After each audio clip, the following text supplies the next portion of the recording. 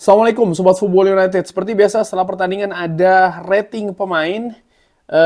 Manchester United menghadapi Ipswich, dinamikanya sangat menarik. Pertandingan kali ini Manchester United menang ya 3-2. Tapi bagaimana ada silih berganti gol, lalu juga ada error yang terjadi, ada kartu merah, macam-macam di pertandingan ini. Namun akhirnya Manchester United setelah menanti sebulan ya, karena terakhir kali menang di Premier League itu kurang lebih sebulan yang lalu, akhirnya bisa menang lagi nih. Nah, langsung aja ke rating pemain. Andre Onana gawangnya kebobolan 2 kali.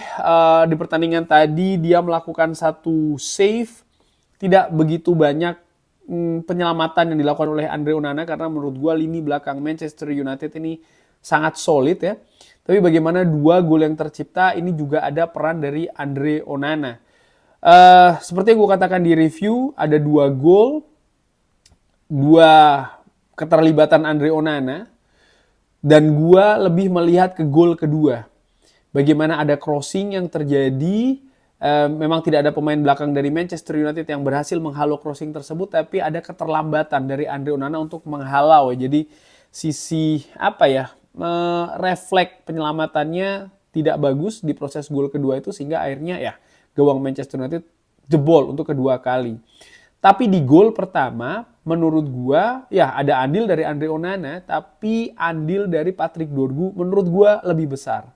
Kenapa? Bola itu untuk Patrick Dorgu, dikontrol oleh Patrick Dorgu, memang ada pressing dari pemain lawan ya dengan jarak yang cukup dekat, tapi Patrick Dorgu menguasai bola menurut gue, dan dia punya opsi apakah melakukan back pass atau bola mungkin dibuang ya, apakah ke lapangan sebelah samping atau bahkan ke belakang garis gawang. Intinya dia memiliki opsi, dan ketika dia melakukan opsi back pass, dari tayangan ulang terlihat memang Patrick Dorgu tidak melihat Andre Onana yang sudah terlanjur maju ya. Jadi ada keputusan yang salah di sana, walaupun juga ya bagaimana komunikasi dari penjaga gawang juga menurut gue di situ memegang peranan juga. Intinya salah koordinasi di gol pertama. Dan Andre Onana balik lagi ya, passing akurasi di pertandingan ini juga tidak bagus, hanya 35%.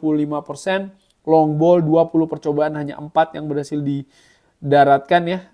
Aerial duelsnya by the way 100%. Gua beri Andre Onana di pertandingan ini nilai 5. Matthijs de Ligt mencetak 1 gol. Bermain menurut gua cukup solid di lini belakang ya.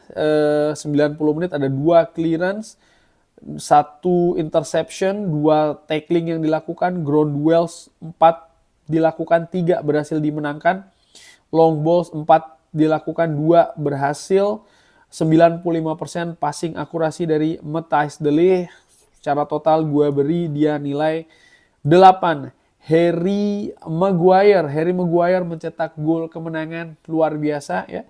Tampil juga cukup solid, clearance-nya dia cukup tinggi nih, ada 7 clearance, memblok 3 tembakan, ada 2 tackling yang dilakukan, ground duels-nya 100%, aerial duels 6 dilakukan, 5 berhasil dimenangkan, hampir 100% ya. Long ball 7 dilakukan, 3 berhasil, ada 3 usaha tembakan ya berupa heading ataupun juga yang lainnya nih berhasil dilakukan ke gawang Ipswich. 88% passing akurasi dari Harry Maguire. Gua beri dia nilai 8. Bagaimanapun juga dia tampil bagus, dia tampil solid, tapi lini belakang Manchester United yang juga menjadi tanggung jawab dari Harry Maguire nih kebobolan 2 gol. Leny Yoro mendapatkan 1 kartu kuning, tampil 89 menit, 6 clearance yang dilakukan, 3 ground duels yang dilakukan, 2 berhasil dimenangkan. Passing akurasi 95% ya. Gua beri Leny Yoro nilai 7 di pertandingan tadi. Sayang dia ada kartu kuning, jadi nilainya agak turun sedikit. Tapi secara keseluruhan menurut gua, terutama di babak kedua ya, Manchester United ini lini belakangnya tampil sangat solid, tampil sangat tangguh sekali, sehingga Ipswich tidak berhasil mencetak gol walaupun mereka unggul jumlah pemain. Beralih ke tengah, Manuel Ugarte, key passes 1, crossing 100%, Ground duel sangat banyak dilakukan ya, kerja keras banget nih Manuel Ugarte. 12 percobaan ground duel 7 berhasil dimenangkan. Ada 3 total tackling yang dilakukan oleh Manuel Ugarte. Passing akurasi tadi 88%. Gua beri Manuel Ugarte nilai 7 di pertandingan tadi.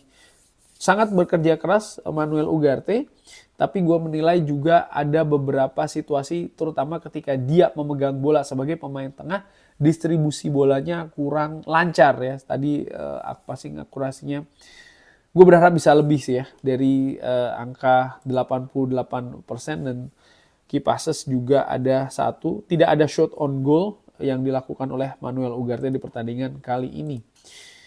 Gue beri dia nilai 7, Diogo Dalot 81% passing akurasi, crossing 2, tidak ada yang berhasil, long ball 100%. Bermain babak pertama di back kanan, wing back kanan ya, babak kedua di wing back sebelah kiri. Ground duel 10 percobaan, 6 berhasil dimenangkan, jadi dia cukup aktif juga melakukan duel menurut gue. Ada dribbling juga cukup aktif dilakukan, ada 5 yang dilakukan, 3 berhasil dimenangkan. Bekerja sangat keras juga, bermain secara aktif, terutama wingback ya, naik turun. Banyak juga bola-bola yang berhasil dimenangkan oleh Diogo Dalot dan juga diamankan. Permainan cukup oke menurut gue di pertandingan tadi. Untuk Diogo Dalot gue beri dia nilai 7. Beranjak ke Patrick Dorgu. Nah, ini Patrick Dorgu. Tadi gue katakan ya, Patrick Dorgu terlibat di kesalahan gol pertama. Bahkan gue menilai lebih banyak peran dari Dorgu di gol pertama tersebut.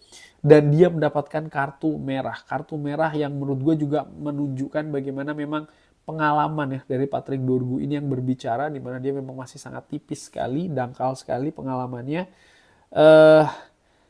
Ada 8 duel yang dilakukan, 5 berhasil dimenangkan. Sebenarnya sebelum adanya kartu merah itu dia tampil lumayan. Walaupun dia tampil menurut gue lebih buruk dibandingkan dengan pertandingan-pertandingan sebelumnya. Passing akurasi pun hanya di angka 83%. Crossing cukup aktif tapi tidak ada yang meraih target ya. Jadi 3 dilakukan, tidak ada yang dapat target. Dorgu menurut gue tampil di bawah permainan yang oke ya di pertandingan kali ini, bahkan yang merupakan terburuk sejauh ini dari penampilannya bersama dengan Manchester United. Seperti gue katakan tadi, terlibat di gol pertama, lalu juga terutama kartu merahnya ini sangat ceroboh sekali. Gue beri Patrick Dorgu nilai 4 di pertandingan ini. Bruno Fernandes. Sebentar, sebelum Bruno Fernandes gue ingin lompat dulu ke Nocer Mazraoui yang dimasukkan di penghujung babak pertama tadi ya, karena ada pergantian strategi. Nampaknya dari Ruben Amorim mendapatkan 1 kartu kuning. Tadi ada insiden dengan Liam Delap ya. Passing akurasi 100% dari Nocer Mazraoui. Ground duels 2 dilakukan, 1 berhasil dimenangkan. Aerial duels 2 dilakukan, 1 berhasil dimenangkan. Ada 2 clearance yang dilakukan oleh Nocer Mazraoui. Tampil cukup solid menurut gue di lini kanan, tapi dia jarang terlibat ya, terutama dalam hal menyerang karena memang Manchester United kekurangan orang. Tapi dia juga cukup aktif dalam melakukan pergerakan, bahkan sampai depan gawang dari Ipswich ya, luar biasa semangat dari ataupun etos kerja juga dari seorang Nocer Mazraoui. Gue beri dia nilai 7 di pertandingan ini. Sekarang ke Kapten Bruno Fernandes. Ada 4 key passes yang dilakukan, ada 8 crossing yang dilakukan, 4 berhasil. Long ball 14 dilakukan, 7 berhasil. Ada 1 big chances created. Ground duels 6 dilakukan, 4 berhasil. Aerial duel 100%.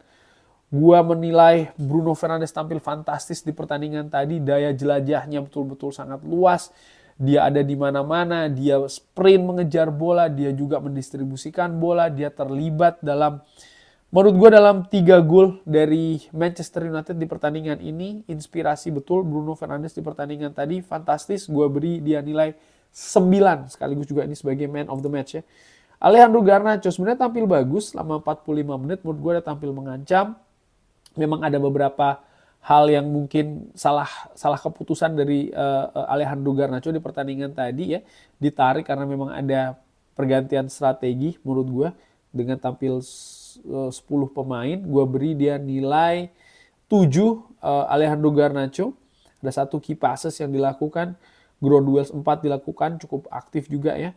Ada 1 shot yang terblok dari Garnacho, tapi bagaimana pergerakannya sangat tajam, sangat cepat juga, ini menyulitkan betul lini pertahanan dari Ipswich. Joshua Zirkzee di pertandingan tadi passing akurasinya buruk 67%, long ball 100%, ground duel 9 dilakukan 5 berhasil dimenangkan. Gue beri dia nilai 6 ya, Joshua Zirkzee di pertandingan tadi.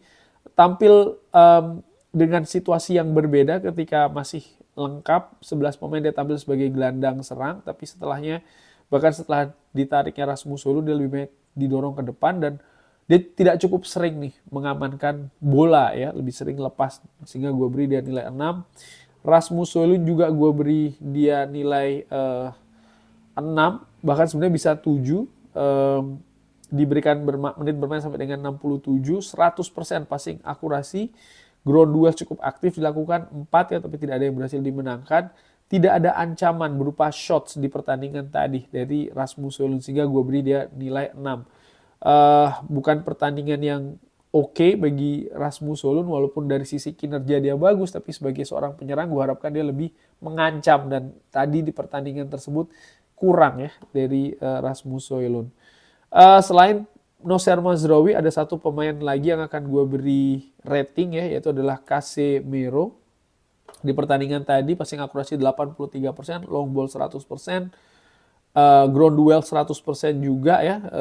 Ada 1 insiden menurut gue cukup bagus tadi di daerah sebelah kiri pertahanan Manchester United, bagaimana dia secara akurat melakukan tackling lalu membuang bola dengan membenturkan dulu ke pemain Ipswich, sehingga akhirnya ya lemparan ke dalam untuk Manchester United di menit-menit krusial. Bekerja cukup keras juga Casemiro, dan ketika Casemiro masuk,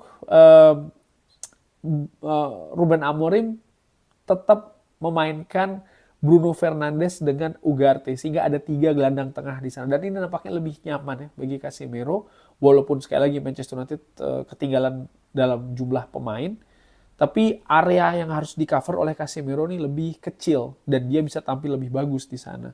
Gue beri dia nilai 7 Casemiro di pertandingan tadi. Lindelof dan Christian Eriksen tidak gue beri rating karena tampil di bawah 10 menit. Nah, secara keseluruhan man of the match di pertandingan tadi sudah gue jelaskan, itu adalah Bruno Fernandes, dan pemain yang terburuk di pertandingan tadi menurut gue adalah Patrick Dorgu. Bagaimana menurut Sobat Football United? Seperti biasa silahkan drop di kolom komen. Terima kasih sudah menyaksikan. Jangan lupa like, share, dan juga subscribe. Wassalamualaikum warahmatullahi wabarakatuh. Thank you.